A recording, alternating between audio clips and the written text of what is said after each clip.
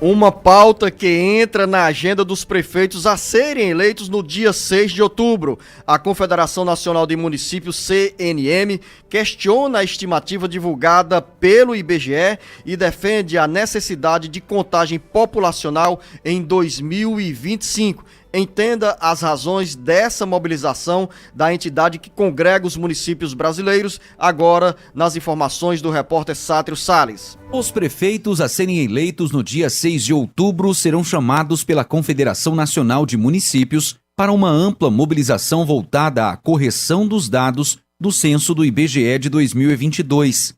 A entidade identifica distorções nos números que gera prejuízos aos municípios do ponto de vista da transferência de recursos federais. A CNM voltou a destacar que a estimativa recém-lançada pelo Instituto Brasileiro de Geografia e Estatística, o IBGE, aponta que o Brasil possuía em julho de 2024 uma população de 212.583.750 habitantes, o que representa um crescimento de 4,68% frente ao resultado definitivo do Censo Demográfico de 2022.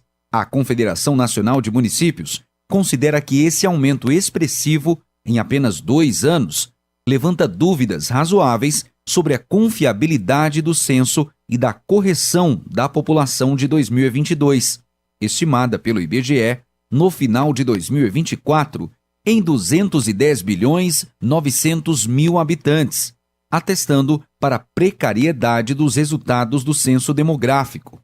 Com informações para o Alerta Geral, Sátiro Salles. Jornalista Beto Almeida, a CNN questionou desde o ano passado esses números coletados pelo IBGE em 2022 em um censo que foi gerado por muita polêmica, muita controvérsia, mas na realidade atual a CNM, Confederação Nacional dos Municípios, já está de olho para os resultados das eleições municipais em 2024 para mobilizar os novos prefeitos nessa luta para a atualização ou recálculo populacional. Isto porque em determinados municípios onde tenha sido registrada a queda do número de habitantes e o IBGE e a CNN contesta essa queda em muitas cidades brasileiras, quando há queda no número de moradores, também há redução nas receitas que são repassadas aos municípios, e especialmente do Fundo de Participação dos Municípios, FPM. Esse é o ponto, Luzenor, principal para esse questionamento, essas dúvidas que são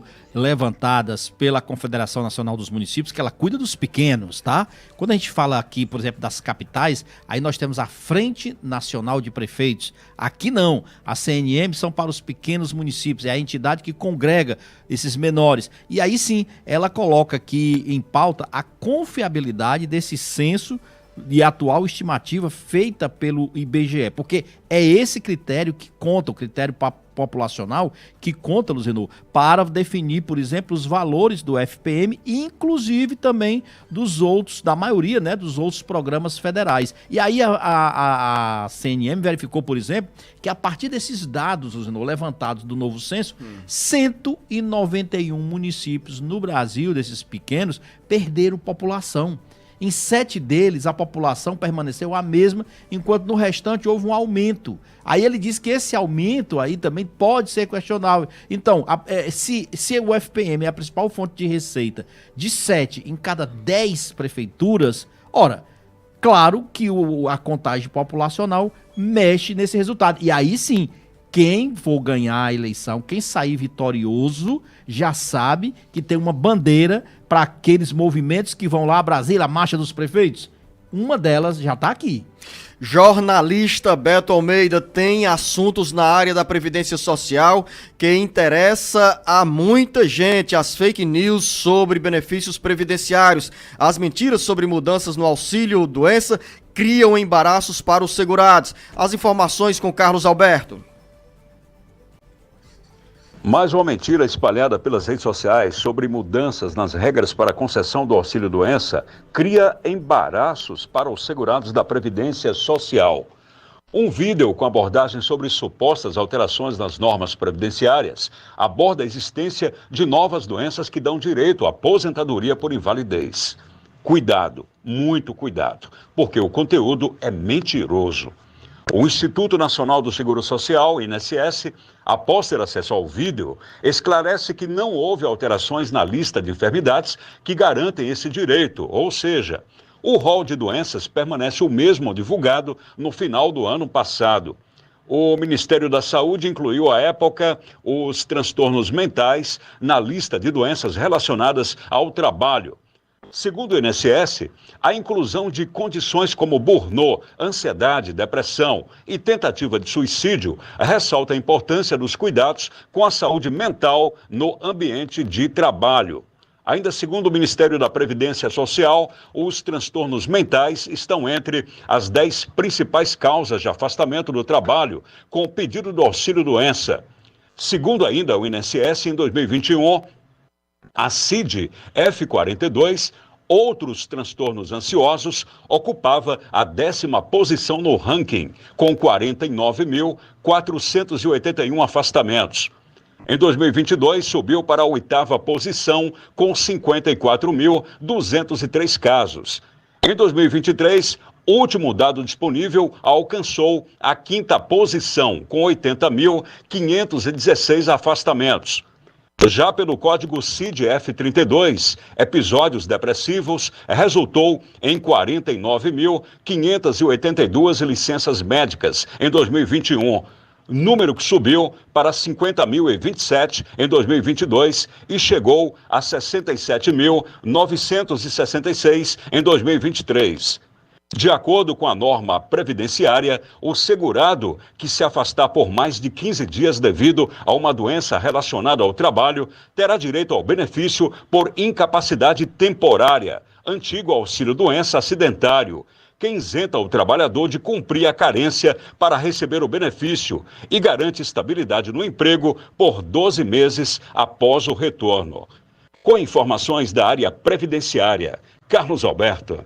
Texto, dados bem amplos trazidos pelo Carlos Alberto para retratar a importância do auxílio-doença, mas lamentavelmente, Beto Almeida, existem essas quadrilhos criminosos que tentam tirar proveito de informações dos beneficiários dos segurados da Previdência Social e criam a cada momento uma mentira para, às vezes, deturpar o tipo de benefício, como é o caso do auxílio-doença. E, na maioria das vezes, sim, para tirar proveito de informações captadas junto aos beneficiários e segurados do INSS.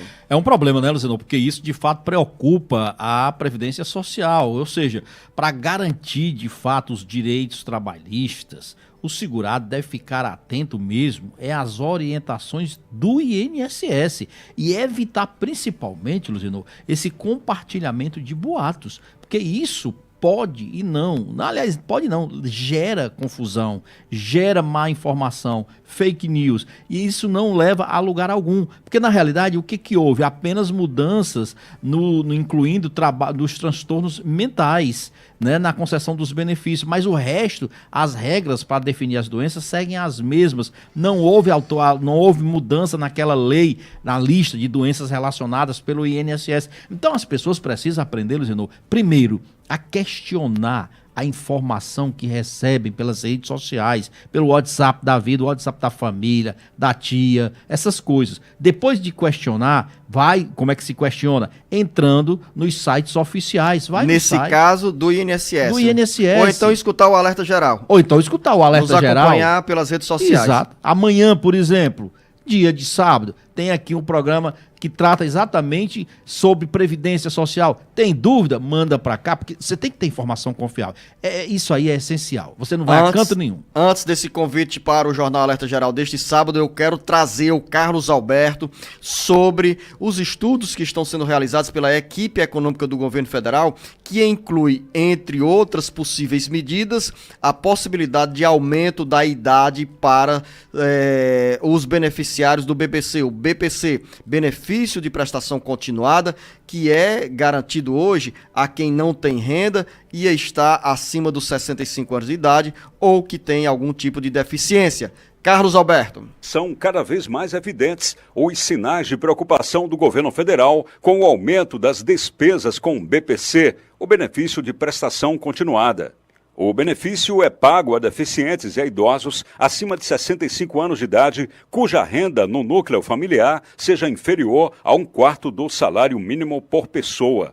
A mais recente sinalização sobre mudanças nos critérios para a concessão do BPC está nos estudos de técnicos do Ministério da Fazenda, que apontam, entre as possíveis mudanças, a elevação da idade para a requisição do benefício de prestação continuada, além de reajuste do auxílio pela inflação. Outra proposta que vai e volta é a desvinculação do benefício do valor do salário mínimo. Hoje, o salário mínimo corresponde a R$ 1.412 e, pela proposta orçamentária, chegará em 2025 a R$ 1.509, alcançando em 2025 a importância de R$ 1.595. Esse aumento gradual tem impacto nas contas da Previdência Social. As possíveis mudanças no BPC ainda não foram levadas ao presidente Lula, mas, de acordo com uma reportagem do jornal O Globo, estão sendo tratadas pela primeira vez de forma mais aberta pela equipe econômica. A ministra do Planejamento, Simone Tebet, já havia definido uma modernização nos benefícios temporários, como o BPC e auxílio-doença. Mas o que se tem agora é um desenho mais claro de ideias em discussão dentro da pasta. Com informações dos bastidores políticos, Carlos Alberto. Estamos acompanhando neste momento uma operação Pente Fino realizada pelo INSS para detectar irregularidades no auxílio-doença. Boa parte dos benefícios que passaram pelo Pente Fino já foi cortado, ou seja, mais de 55 cortes, benefícios, 55% dos benefícios porque foram encontradas irregularidades. E nessa pauta da Previdência Social estão também sendo estudadas, como bem disse o Carlos Alberto, novas ações, novas medidas para conter gastos. E agora, essa novidade trazida pela equipe econômica sobre a possibilidade de aumento da idade para a concessão do BPC. Luzenor de Oliveira, isso é uma maldade, né? Isso é uma maldade que o governo federal quer fazer com os beneficiários do BPC. Quando você fala na questão aí do pente fino, vamos tirar essa discussão do pente fino com esse assunto que nós estamos tratando aqui, porque são coisas completamente diferentes. O que o governo está propondo aqui, na realidade, Zenor, ele quer desvincular hoje o valor do que é pago hoje do BPC, do reajuste normal que é dado para o salário mínimo. Ele põe a idade mínima apenas para colocar o seguinte, olha, tem dessas duas opções, ou aumenta a idade mínima para a concessão do BPC e também para pessoas que têm deficiência, ou nesse caso aqui, nós vamos ter que desindexar, ou seja, desvincular o aumento do salário mínimo que é dado em relação ao que é pago pelo BPC. Rapaz, é uma maldade que não tem tamanho que querem fazer agora, com os aposentados, com os beneficiários desse programa. Uma observação, Beto Almeida. Você, quando diz assim, é uma maldade do governo federal, você não pode fazer essa interpretação nesse formato como se já estivesse a medida adotada. Beto, a equipe técnica do Ministério da Fazenda está realizando estudos a serem submetidos ao governo federal e ao próprio ministro da Fazenda, Fernando Haddad. Nesse momento, você observe que há poucos dias o presidente Luiz Inácio Lula da Silva descartou a possibilidade de desvinculação do reajuste dos benefícios previdenciários do salário mínimo. Então, é um estudo que está sendo feito. Eu não estou defendendo o estudo porque eu acho que com 65 anos de idade as pessoas precisam ter essa proteção do Estado. Mas, no caso agora, para quem tem menos de 65 anos de idade, para não passar por essa situação de dependência do poder público, precisa fazer o dever de casa. E qual é o dever de casa? ter o vínculo com o INSS, contribuindo, seja com a carteira assinada, seja na condição de MEI, microempreendedor individual, seja na condição de autônomo, seja na condição de contribuinte como dona de casa, como dono de casa e, nesse caso, para os beneficiários do Cade Único. Então, essa observação, né, que você está dando como fato concreto. Não, eu não estou dando. Eu não estou dando. Não. Na hora que você fala que essa dedução a maldade, sua. Não, a dedução não. Repete aí o que ele disse, Marcos Sulan. Você quer que ele... Não, Beto, eu apenas estou criando um contraponto. Você não está criando contraponto. Pra gente deixar o ouvinte... distorcendo o que eu disse. Distorcendo, não. Eu não estou distorcendo. Deixa eu falar. Eu fico aqui, Beto, só escutando. Rapaz, aí é escutando. Com o olho na câmera e o ouvido nas suas palavras. Não, por isso que eu estou criando esse contraponto. Você não ouviu bem. O Tá que eu estou certo. dizendo é uma maldade que eu considero pelo seguinte. Na realidade, isso é um tremendo balão de ensaio. E esse balão de ensaio... Começou a mudar o discurso. Não mudou não. É um balão de ensaio porque o governo, desde algum tempo, já vem falando nisso e nós já até tratamos desse assunto aqui. Quando o governo coloca essa possibilidade, isso daí, na realidade, ele quer ver como é que isso chega. Mas o governo não colocou essa possibilidade, Beto. Tá colocando um estudo, Luzenor. Beto, hoje é sexta-feira, tenha calma. Agora, não sei porque você tá com o que essa o governo irritação. quer, na realidade, é o seguinte, ó, nós temos essas duas Não opções. entendi. Ou nós vamos aumentar a idade para conceder o BPC, ou nós vamos desvincular o aumento do BPC do que é dado para o salário mínimo. É isso, Luzenor. E acabou. O assunto é esse. É desse jeito aí, acabou. Essa é a ordem do democrata Beto Almeida. Diferente da Câmara Harris. Jornalista Beto Almeida, eu quero desejar a você uma boa sexta-feira, mas calma, você paga o café hoje, Beto? Vamos lá, vamos tomar café. Quero convidar a você, ouvinte internauta, para o nosso bate-papo neste sábado, a partir das 7 horas da manhã, com o professor e advogado Paulo Bacelar, porque tem muita explicação. O programa deste sábado está bem redondo, Beto Almeida, com muitas informações sobre os benefícios da Previdência Social.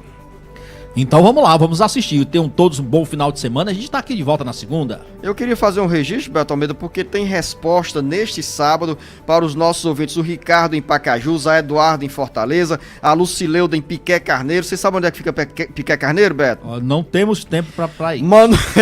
Manuel em Brejo Santo, Luana em Pentecoste, Fabiane em Sobral, Lana em Canindé, Antunes em Calcaia, a Márcia em Paramoti, Antônio Eudes em Calcaia, Lourdes em Fortaleza, Silvana Ribeiro no Guararapes, que é um bairro em Fortaleza. O Marcos Fonseca não disse em que cidade se encontra, mas tem resposta para ele. O Paulo Henrique em Quixeré, Mariana Lemos em Aracoiaba, José Vasconcelos em Fortim, Liduína Melo em Bebeiribe, a Daiane Honório em Juazeiro do Norte, Guilherme Pereira em Calcaia, Antônio Arlindo em Viçosa do Ceará, Francisco em Guaramiranga, Valmir Brito em Granja, Agorete em Jaguaruana, Ricardo em Iguatu, Souza no município de Russas, Regilânia em Campos Sales, Alana em Icó, Raimundo Eudes em Itatira e resposta também para o João Lima em Paracuru. Não li os demais ouvintes e aos ouvintes a serem contemplados e contempladas com resposta neste sábado, porque o Marcos Sulan